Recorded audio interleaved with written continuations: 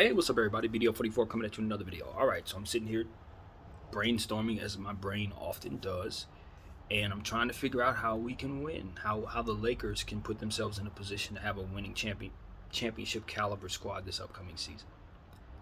And I'm listening to people break down what they're saying in regards to Anthony Davis, saying, he's regressed and things of that nature, and thinking about how the team is not what, the duo between LeBron James and Anthony Davis are not as successful, were not as successful this previous season as they had been the previous two seasons when they're on the floor together. They had been dominating, and then now it's getting to a point where, because of what was taking place last year, those numbers have regressed. So, now I believe the reason why that was the case, or one of the main reasons why that was the case, is because we didn't have rim protection, and because they were trying to work Russell Westbrook into the situation. And when you were doing that, you have to account for a lot of possessions that are just simply empty possessions. Turnovers, missed layups. A lot of what went wrong was because of those two things simultaneously working against us. And those two players, Bron and AD, were on the floor for a lot of what went wrong. They were the high usage players, but it wasn't them that was really the problem. It was what they weren't able to make up for in regards to our roster. Now, AD didn't shoot up to par, and I'm being nice. I think his shooting was very horrible. It was bad. The numbers tell you that. And not soon after those numbers were established, he got hurt and then was out for a good portion of the season. As to which, again, lacking rim protection, Russell Westbrook.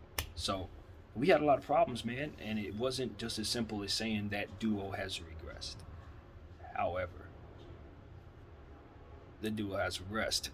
We know that some of that was performance, some of that's age, some of that's just Anthony Davis's body not responding well to his injury after returning, or looking like he, tip-top shape or what have you. But I do have to ask, because now we're in a situation where if the Kyrie Irving situation is finalized, he is in Brooklyn and will be playing there this season.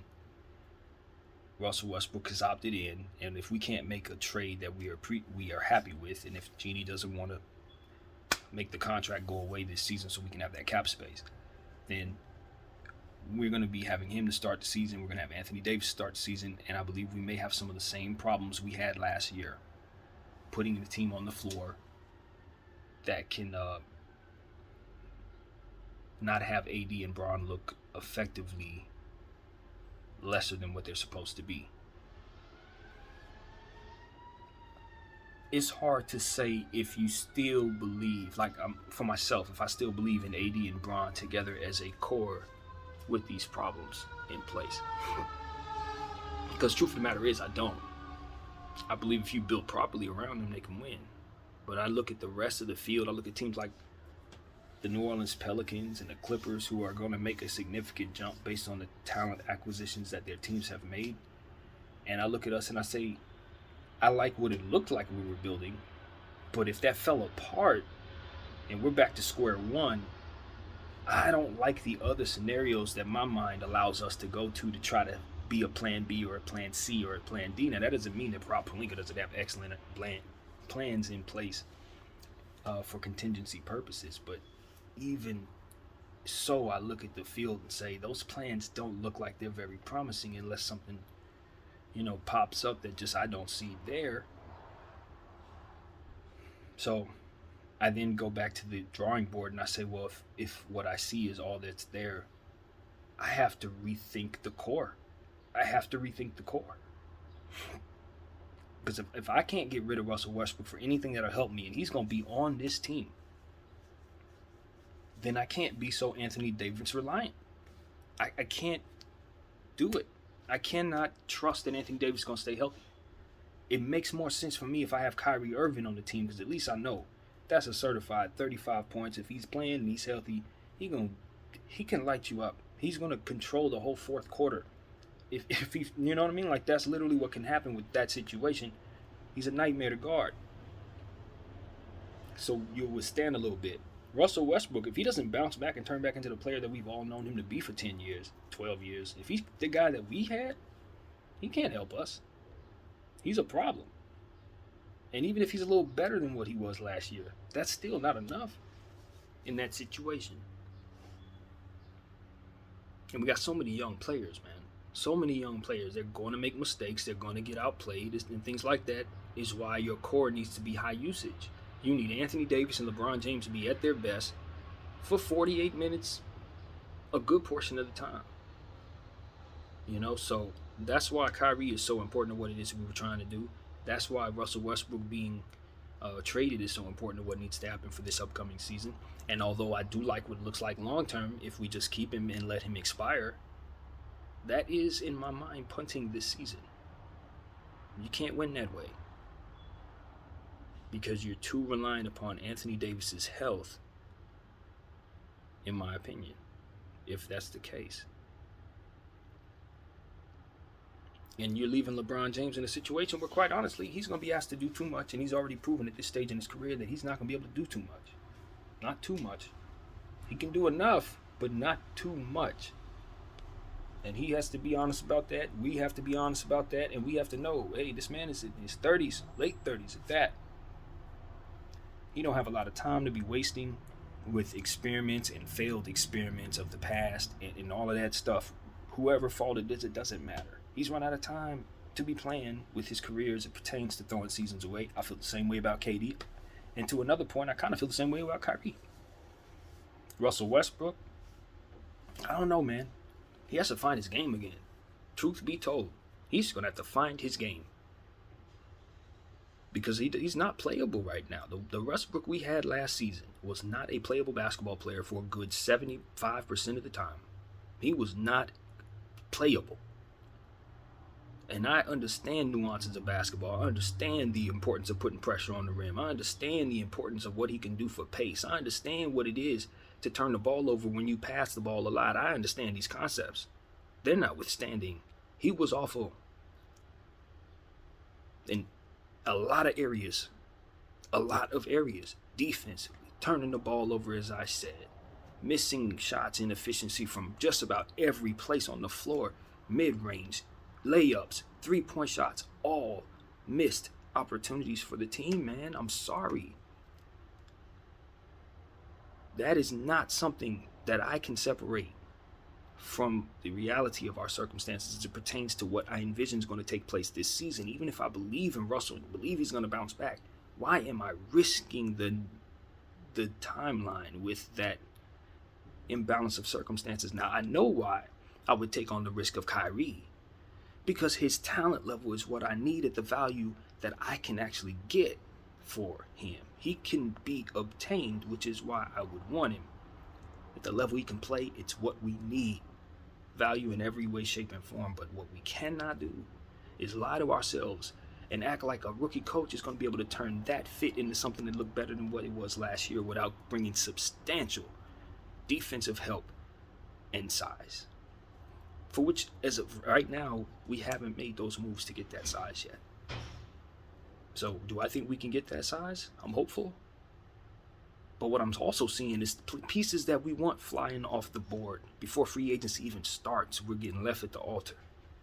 So what I think we need to do is take a look at Anthony Davis and say, if we're getting left at the altar, brother, we ain't getting left at the altar, brother. Because you're a trade piece that can get me every piece I need to compete for this upcoming season and beyond. Especially if I'm not considering taking back pick equity. If I forego pick equity, I can get anything. Because we can get third teams, fourth teams, fifth teams involved. And for every pick I want, I can get 2 players from everywhere. You know what type of team I could put together if I trade Anthony Davis properly? I don't necessarily want to if I can bring in Kyrie Irving. I don't have to do none of that.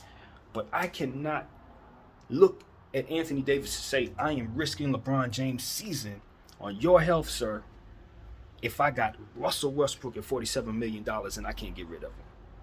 I can't have both of those problems. It's the same way I look at the Nets situation. I can't have both Kyrie and Ben Simmons hanging on KD's head as the Nets organization. I need to make sure that KD is in a much more stable environment.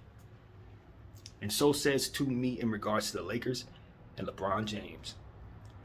This is why they need to make the trade, because it solves both of their problems. I see it clearly. I don't know if the media sees it necessarily like that because they want to strum up this nonsense. I don't necessarily know if the organizations see it that way. because they have other things involved. There's no relationships involved. People care about people in these situations that would drive them not to make basketball decisions for the fans. But let me tell you, I'm a fan, and I'm thinking about what's best for us to win. And so I don't have friends, you know, nor do I have power. But what I do have is a voice, and I'm going to use it to help people see clearly as it pertains to what's best for basketball. And what I see there is an opportunity for both teams to fix their problems. An opportunity for both teams to not have to make hard decisions like trading players they don't necessarily want to trade for pieces that, you know, maybe it works out, maybe it don't. You know I can get a good value for Anthony Davis, but I can get better value for Anthony Davis if he comes back with Kyrie Irving and has an excellent season. You understand what I'm saying? Now his value goes up. I'm getting more for him. And you know we gave up too much for him. That's obvious. We broke the record for it. So the last thing I want to do is just trade him frivolously just to fix this season. That's stupid. What did I do? Why did I trade for him in the first place? I could have kept Brandon Ingram and all that other stuff and did it later. You know, so championship notwithstanding, because of course we won in 2020, at the end of the day, we know we did not get value there, especially given the fact that we have questions about him just 3 years into the contract. So, yeah, I'm looking at Anthony Davis. He did look like he regressed. There were reasons for that. But all in all, do I trust I can go forward with him if I can't get rid of Russell Westbrook? Nah, not if I'm trying to win right now. Not if I'm damn intent on building a championship squad for this upcoming season. Absolutely not. I cannot. Because if he goes down, that goes poof, based on how we're constructed.